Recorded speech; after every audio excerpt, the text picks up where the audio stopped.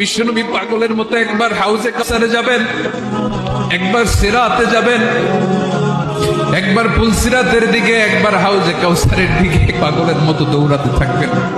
তার কোনো গুনাহগার উম্মত যাতে জাহান্নামে ঢুকে না যায়, সেদিন কেউ সুপারিশ করতে পারবে না বিশ্বনবী ছাড়া।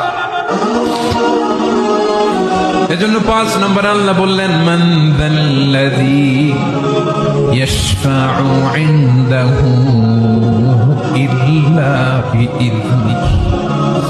কার সাহস আছে, কার এত বড় বুকের পাটা কিয়ামতের কঠিন দিন আল্লাহর সামনে দাঁড়িয়ে সুপারিশ করবে? কারো ক্ষমতা, কারো ক্ষমতা নাই।